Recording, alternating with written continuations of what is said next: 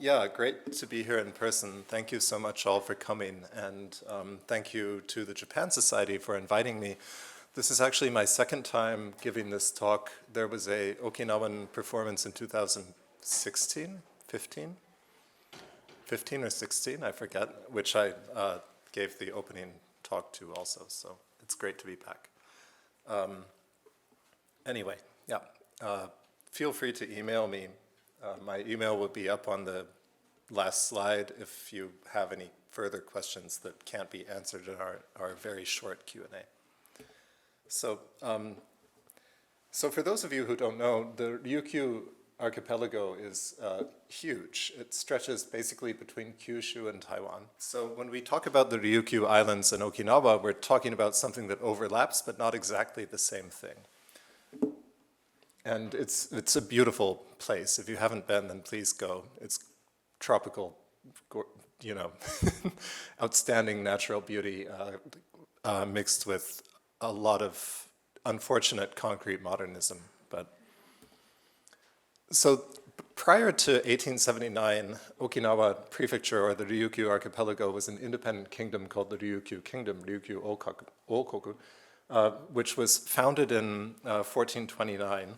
Actually, in 1374, the Ryukyu Island Kingdom of Chuzan started to have trade with China, with the Ming Dynasty in China. This kind of incepted the development of advanced civilization in the Ryukyu Islands. In 1429, Shohashi, the legendary king of Chuzan, united the Ryukyu Kingdom. At this point, that only meant the island of Okinawa itself. And then in 1469, Shōen established the second Shō dynasty. And the second Shō dynasty was the dynasty that ruled Okinawa from 1469 until 1879. Between the 15th and 16th century, we can talk about the golden age of the Ryukyu Kingdom. We call it the golden age because this was the period at which the Ryukyu Kingdom had the highest degree of political and cultural autonomy vis-a-vis both China and Japan, these two kind of superpowers on its north side and its western side, respectively. And Ryukyuan history demonstrates the continual tension that accompanies existing between two sometimes competing, sometimes cooperating, to greater or lesser degrees superpowers, so to speak. At this point, Ryukyu was engaged in tribute trade. The Chinese Empire, the Ming Dynasty and then the Qing Dynasty, both maintained an extensive trade network throughout East and Southeast Asia, in which trade was subsumed under the formal name of tribute. So local rulers would pay tribute to the Chinese emperor. They would acknowledge the Chinese emperor as the emperor of the known world, the emperor of all under heaven. And in response, the Chinese emperor would enfief them as the legitimate ruler of whatever territory they happened to be in. And this extended all the way from Vietnam to Korea. So it was a huge system, and it was kind of a self-contained world system or trading network, which encompassed both economic and political relationships. And Ryukyu played a central part in this. If you think about the sailing technology that was available at the time, you needed stopover points, and Ryukyu was a perfect stopover point between the northern reaches of the Chinese trading network and the southern reaches.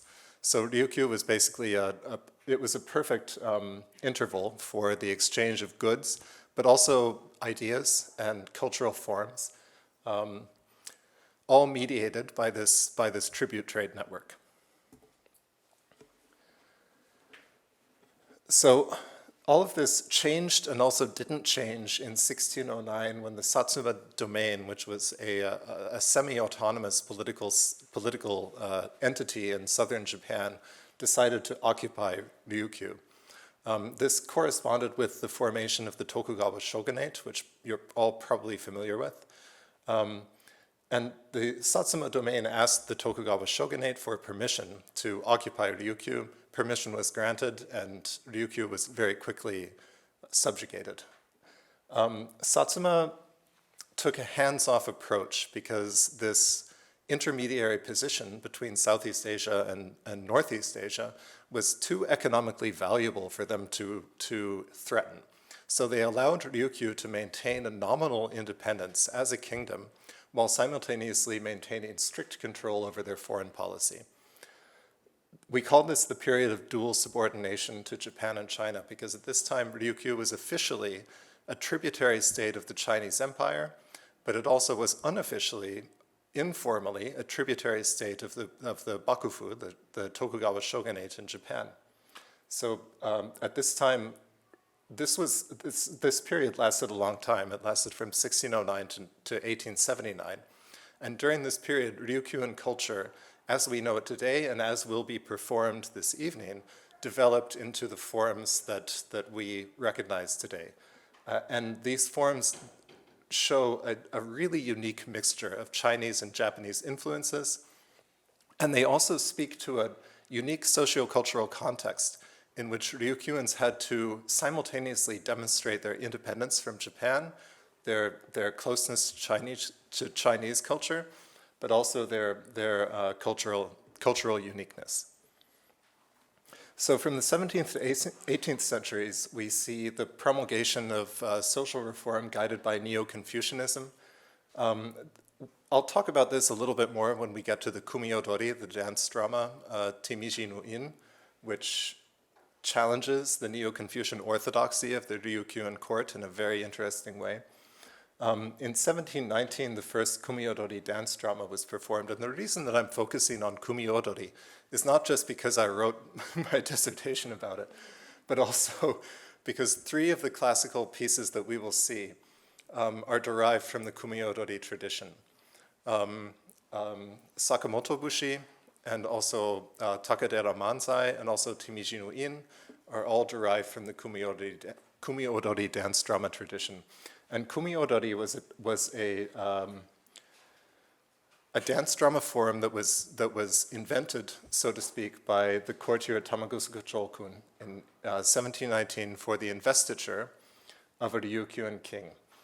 And investiture ceremony is the moment in which the Chinese emperor formally recognizes the sovereignty of a local ruler within that ruler's domain in exchange for reciprocal recognition of the Chinese emperor's dominance over all of heaven and earth. And this investiture symbolically sealed the relationship between the local and the global power that then enabled this tribute trade relationship to take place. So it was a very important political and cultural event. And Kumiodori was an artistic performance that was developed to demonstrate the Ryukyu Kingdom's cultural autonomy, its sophistication, and also its adherence to the Neo-Confucian ideological orthodoxy that underpinned the Chinese civilization. In the 19th century, Ryukyu experienced an economic decline. This will come into play later in the presentation and also within today's program, which was followed in 1879 by annexation by Meiji Japan. And you're all probably familiar with the Meiji Revolution or Reformation, however you want to call it, which was the overthrow of the Tokugawa shogunate by forces that supported the restoration of direct rule over Japan by the imperial dynasty. So in 1872, Ryukyu was actually reorganized by Japan unilaterally as a han, or a domain. In 1879, it was annexed outright, and the court was disillusioned. Was disillusioned, but also dissolved. And during this time, at this point, the Ryukyuan samurai class was large, bloated. There were quite a few families that received a stipend from the state to conduct various bureaucratic and ceremonial duties. All of these families were cut off, except for the very few top-ranking families who continued to receive a stipend from the Japanese government. This is important from artistic terms because artists were conceived as state employees at this time. courtly artists performed for the benefit of the court and received a stipend from the court in exchange for their performance. The annexation of the Ryukyu Kingdom changed all of this. They got cut off and they had no recourse but to commercialize their competences. So they went out, quite literally out on the street and had to redevelop their artistic traditions and competences in a way that could appeal to the new developing popular commercial class in cities like Naha and Shuri. So this was a profound moment in the development of Okinawan dance, and we will see this in the second half of the performance, the modern half of the performance. So from the 1880s to 90s, we saw a political system called the preservation of old customs, in which the Japanese government adopted kind of a quasi-British imperialist model of rule by proxy. So they exerted control over local aristocrats. Local aristocrats maintained the same models of dominance that they had during the Ryukyu Kingdom period. In the 1900s and 1910s, this system came under challenge for a number of complex reasons that I would be happy to talk about over email. And a system called the Special Prefectural Governance System was instated.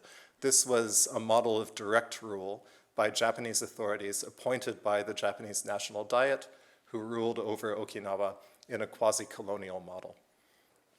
And during these two periods, a number of new commercial performing arts styles emerged. As I mentioned, courtly performing artists had been cut off from their stipends, so they were literally on the street and had nothing to sell other than the artistic competences that they had been trained with. And fortunately, at the same time, poverty in rural regions led to a massive influx, internal migration from rural areas into the city of Naha, the current capital of Okinawa Prefecture, which opened up a market for these emerging commercial performing artists. So a top-down social innovation, the slashing of the stipends, converged with a bottom-up social innovation, internal migration. And these two trends converged to create basically the preconditions for the development of modern Okinawan performing arts, which we will see in the second half of today's program. Of course, all of this came to a screeching halt in 1945 during the Battle of Okinawa, which was a horrifying and Holocaust-esque event. The civilian population of Okinawa at that time is estimated at around 300,000, and the prefectural government estimates that 150,000 civilians died. So 50% of the Okinawan population was wiped out. You can't overstate the social impact of that kind of event. Of course, this also included renowned performing artists, musical instrument makers, all of the people whose ingrained competences had helped keep the tradition alive during this revolutionary period between 1879 and 1945. A lot of them perished. Also, documents were incinerated. The Okinawan Prefectural Library, which had maintained a lot of the records of the Ryukyu Kingdom, was incinerated. And many of the documents on which this presentation and also some of tonight's performances are based were actually kept in Hawaii. The University of Hawaii had a large Okinawan immigrant population, and fortunately some of these immigrants took valuable documents with them. So we have been able to reconstruct some of the early history of Okinawan performing arts based on documents taken by immigrants to Hawaii, which were not destroyed during the Battle of Okinawa. So I quote Yano Teruo, who is a leading scholar of Okinawan performing arts and literally wrote the book on Kumiodori. He said, "It would not be an exaggeration to say that neither a single tree nor blade of grass was left standing. The sound color of the sanshin, mingled with the roar of the sea at night, flowed through refugee camps, turning people's thoughts toward the good old days and toward hope for the future, gradually opening their spirits." The sanshin is a characteristic Okinawan musical instrument, a three-stringed lute that is similar to the Japanese shamisen. In fact, it is the progenitor of the Japanese shamisen.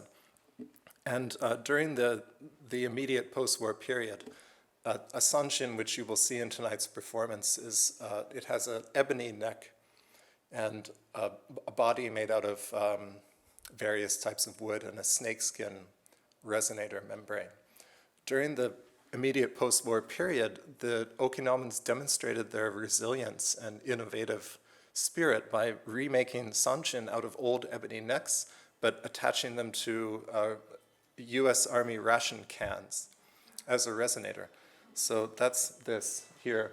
These are examples of 1940s instruments, and they call them kankara sanshin, or literally a sanshin from a can. And I find this quite beautiful. And now, if you go to Okinawa, you can buy them, for $50 or whatever at a tourist shop. But as a symbol of cultural resilience, it's actually quite remarkable. The fact that Okinawans had so much drive to maintain their artistic traditions in the face of extraordinary adversity. Instruments were also made utilizing old bodies, but using parachute cloth as a resonator membrane instead of snakeskin. So they took what they had, they took the resources at hand, and tried their best to recreate the cultural traditions that they had been raised in. And today's performance is quite special because it commemorates the 50th anniversary of the reversion of Okinawa from US military and then civilian/military control to Japanese control in 1972. In 1972, Kumiodori, the Okinawan traditional dance drama, was recognized by the government of Japan as an important intangible cultural asset. And this was a symbol on behalf of the government of Japan that they wanted to incorporate Okinawa into the Japanese body politic on equal terms rather than the neo-colonial terms or quasi-colonial terms under which it had been incorporated during the 1920s and 30s. It is arguable, it's debatable whether or not that symbolic gesture mirrored the political reality. And we can have that debate. But the important thing for today's performance sake is that Okinawan traditional performing arts have been recognized by the government of Japan as a critical part of Japanese cultural heritage. In 1986, the Okinawa Prefectural University of Arts was founded. Our performers tonight all come from Okigeidai, the Okinawan Prefectural University of Arts. And in 2004, the National Theater Okinawa was founded. This is quite remarkable because there are only 6 national theaters in Japan. Three of them are kind of multi-purpose. One of them is dedicated to Noh drama, which you all certainly know. One of them is dedicated to bunraku, and one of them is dedicated to Okinawan traditional performing arts. So this was a significant gesture by the cultural politics, on behalf of cultural politics in Japan, that to signify that Okinawan traditional performing arts stand on the same civilizational level as Noh drama and bunraku, which are internationally recognized as monuments of Japanese high culture.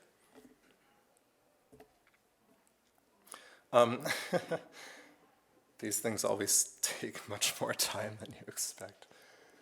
Let's skip over all of this. This is all background info on the Ryukyu Kingdom and the tribute trade system. I will skip to this slide, which indicates the investiture ceremony, which the Ryukyuan king, every time a new Ryukyuan king came into power, they would have to make a ceremonial procession to Edo, the capital of the Tokugawa shogunate, to ritually perform their subjugation to the Edo shogunate.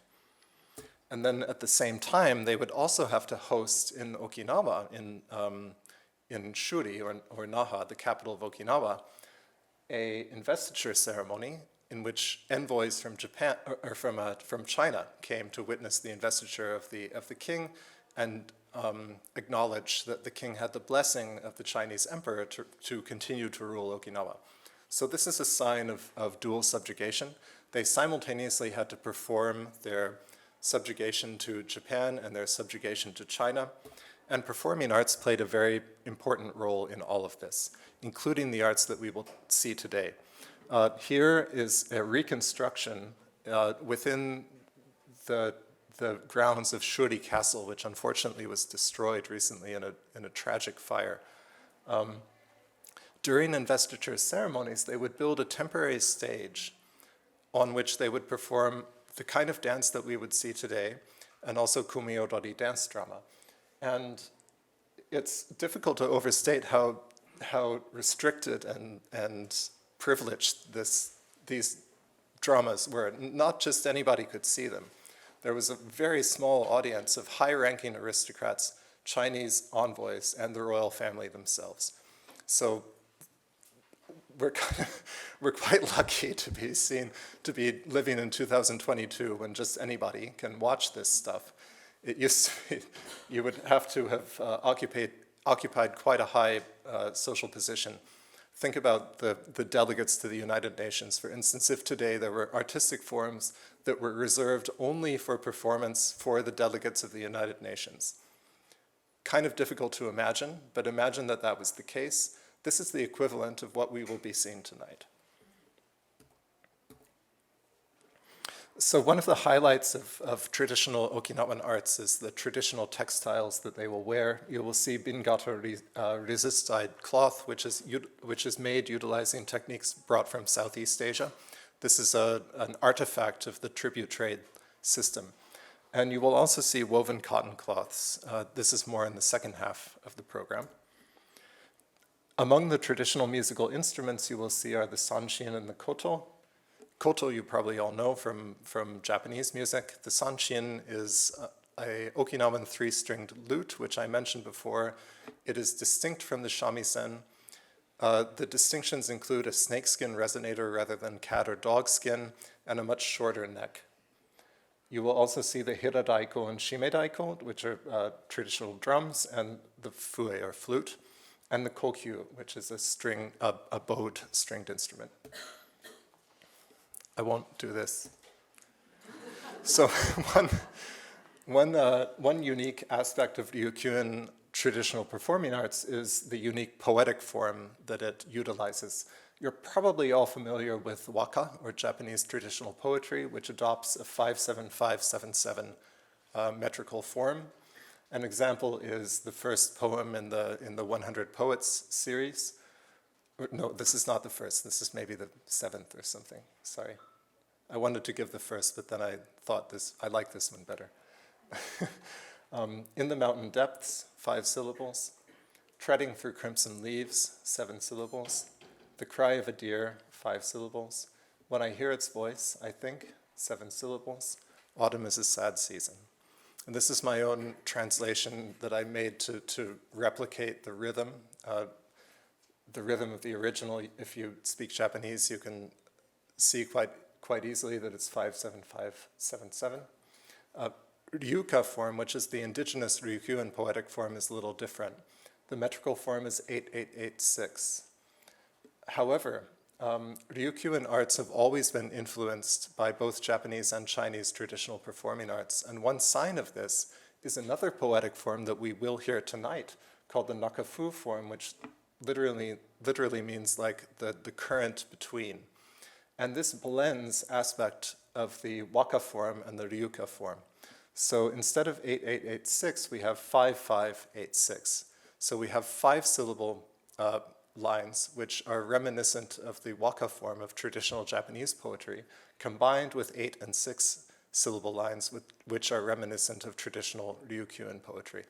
So this poetic form is a kind of a performative embodiment of the in-betweenness, the liminality of Ryukyuan performing arts. We will hear this in the Kumiodori excerpt, Timizinuin. So, wow, time flies.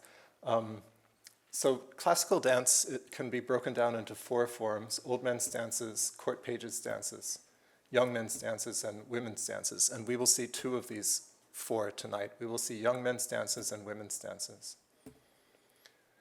So first we will see a women's dance called Sakamoto Bushi, which comes from a dance drama called Manzai Tekiuchi. The lyrics are ringing out, how the bamboo castanets, or yotsutake, are ringing out. These here are yotsutake, and you will see them being clacked, much like Spanish castanets, by the dancers on stage.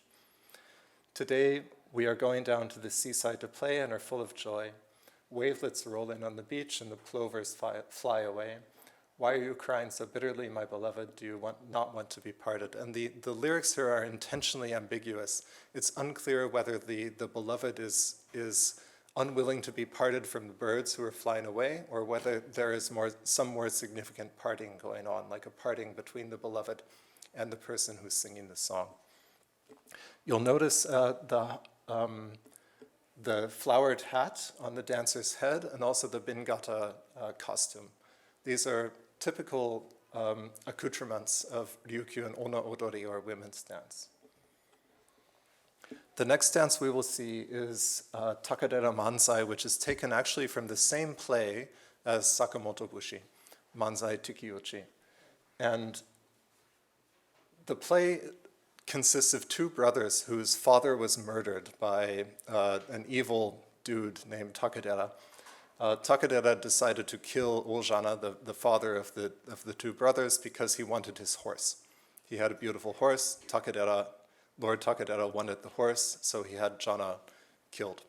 And the two brothers decide that they have to, the older brother decides that he has to revenge this killing. So he convinces his younger brother, who's a monk, to join him.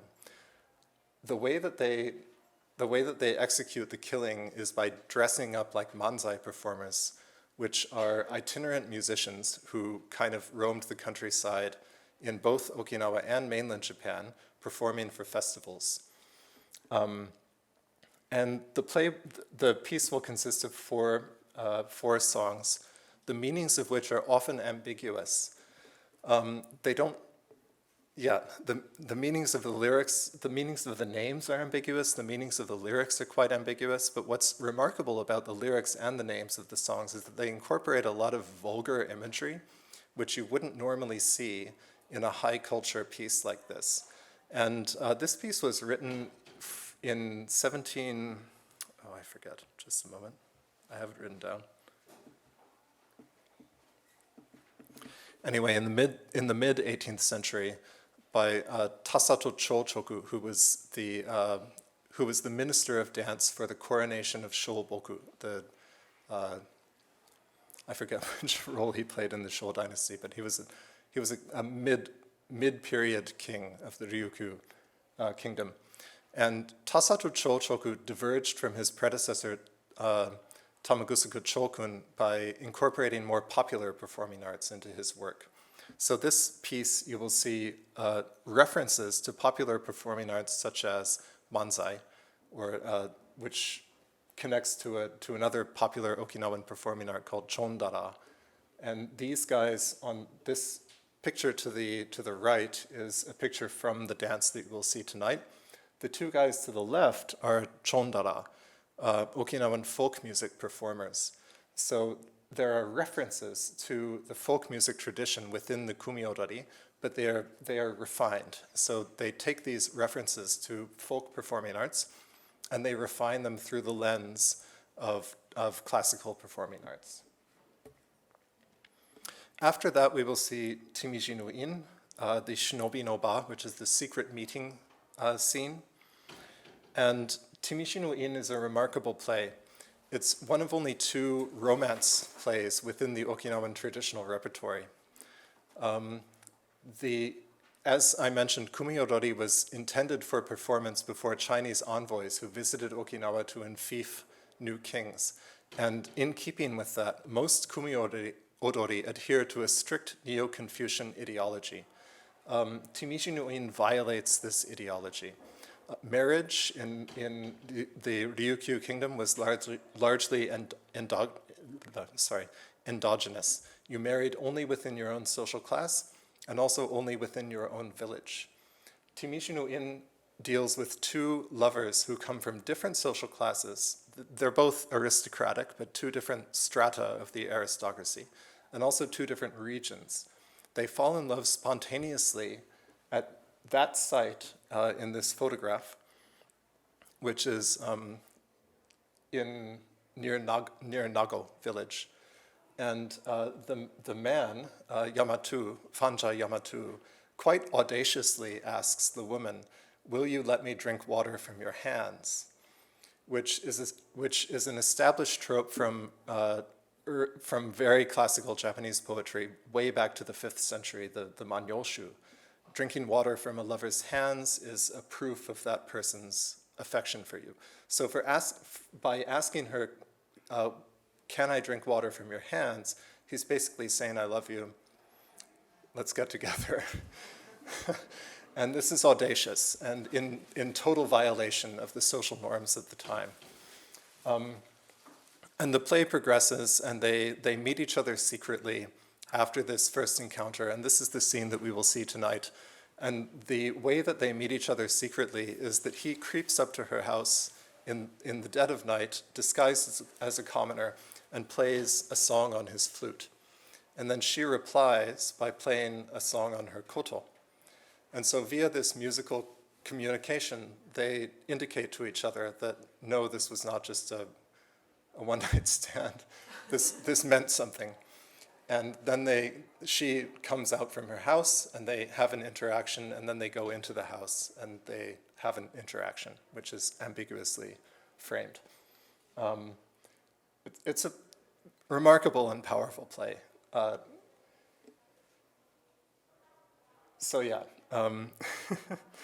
unlike many Kumiodori, Timizinuin is not based on a no play. Many Kumiodori are based on Japanese no plays, but this one is original and unique. It might draw from a play called Izutsu by Zeami, the founder of one of the founders of the no tradition. But the plot itself is fairly unique, which makes it an outlier in the Ryukyuan tradition.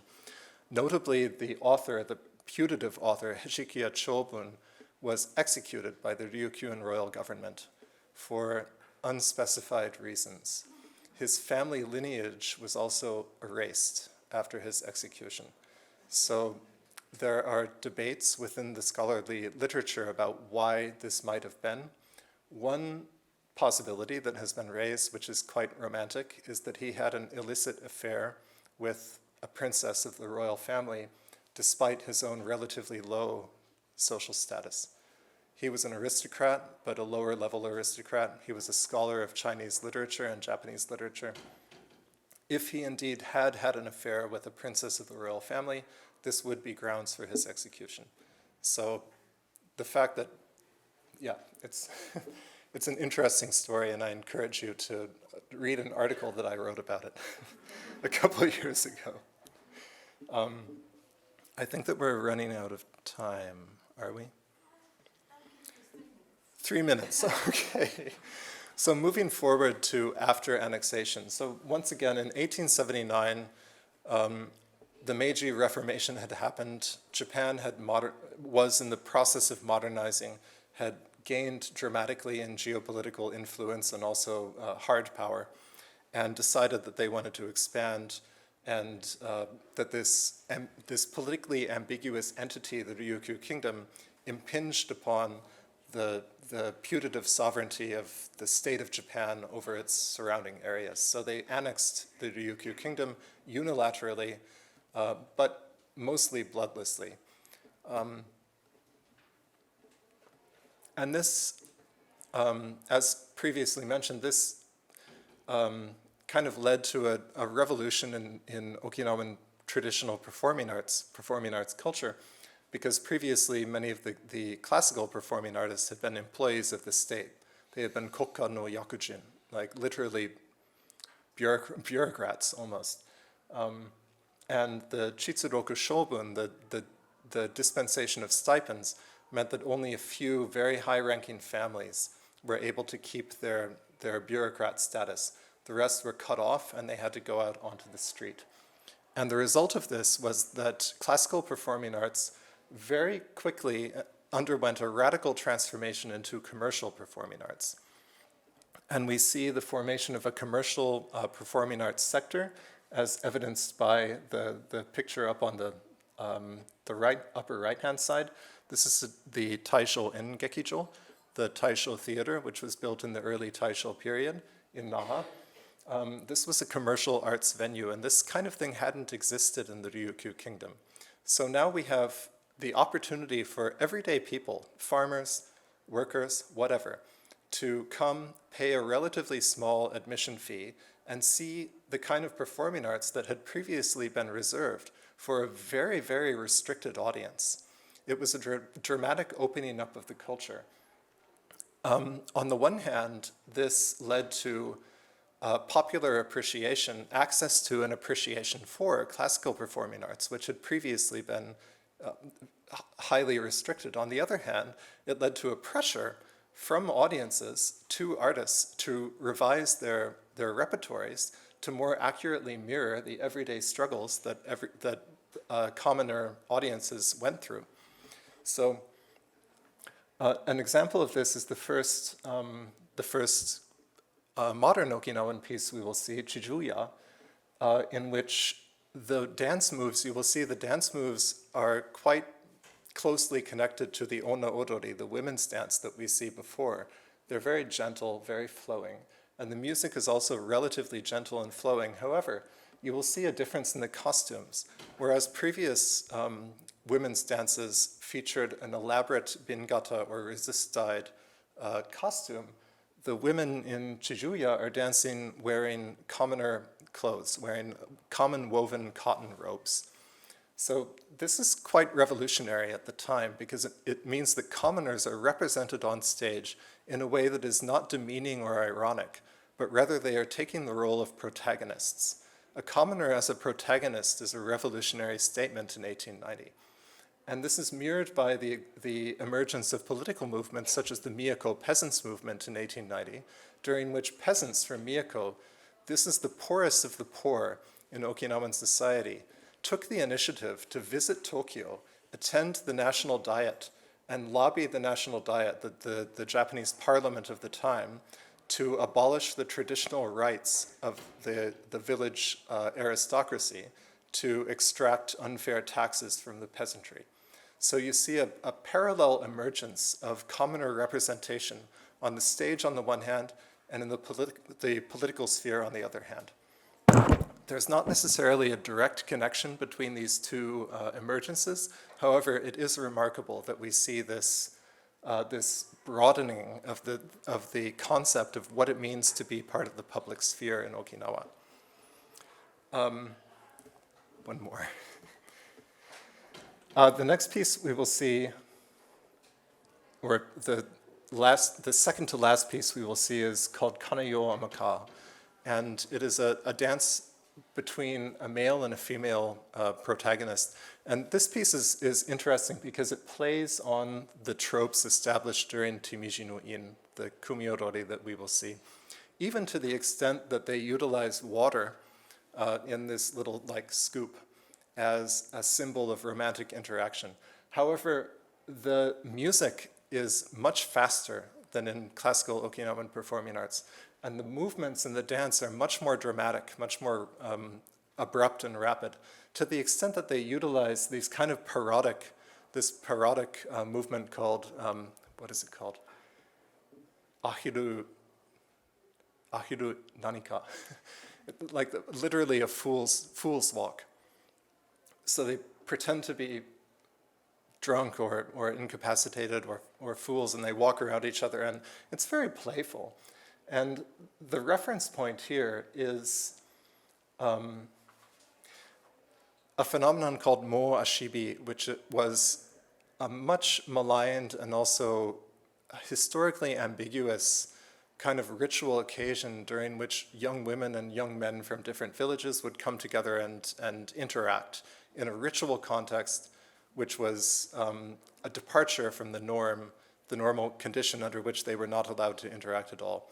And during the 1910s and 1920s, Okinawa underwent what was called lifestyle reform, which was a top-down attempt to rewrite and redefine the norms communicated through performing arts such as this. Certain performing arts were banned outright. The mo ashibi, the village tradition of young men and women being allowed to come together and dance, was banned. And it was also maligned in the Japanese press. The mainland Japanese press would write about it as being a kind of orgy where people would have uninhibited sex with each other, which it absolutely was not. It was simply a ritualized dance interaction between young men and young women. However, it was maligned in the Japanese press as a sign of Okinawa being civilizationally deficient. And the Okinawan elites, as a response to this, banned certain performing arts and tried to reform other performing arts. And the appearance of this kind of play on that tradition on stage can be interpreted as almost an act of resistance to this top-down imposition of mainland Japanese norms on a cultural context to which they were not suited. And I guess this connects to what I would say is the thesis of this talk, which is that Okinawan performing arts simultaneously reflect the social conditions under which they were developed, but they also consistently push the boundaries of those conditions. They consistently envision new types of interactions and new types of relationships, which elites could not have imagined at the time that they were developed. And in this way, Okinawan performing arts from the 1700s to the 1930s, 1940s, consistently foreshadowed and anticipated the expansion of the types of social interaction and indeed the types of ways of being, the types of human relation that were approbated and respected within society. So yeah, that's I guess it.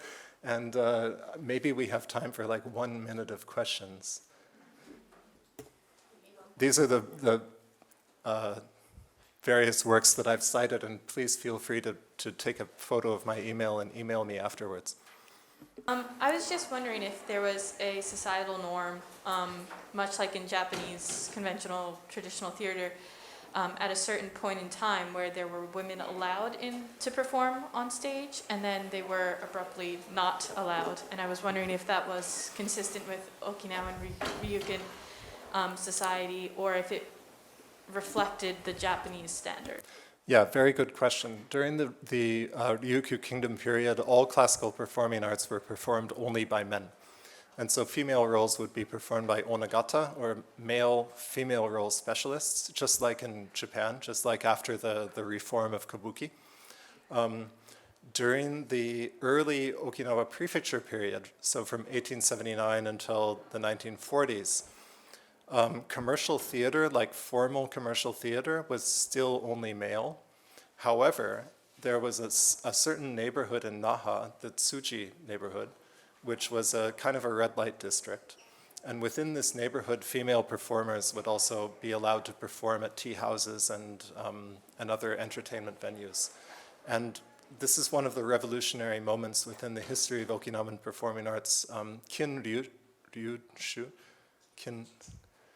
The Kin family of performing artists decided in the late 1800s to start teaching women as well as men. And so thanks to this decision, we had the parallel dissemination of the tradition among male commercial performing artists on the one hand and female performing artists on the other, who were unfortunately restricted to this kind of red light district. After the war, everything changed. And partially because the male performing artist community had been eviscerated by the war, female performing artists took a much more important role in the further development of the tradition.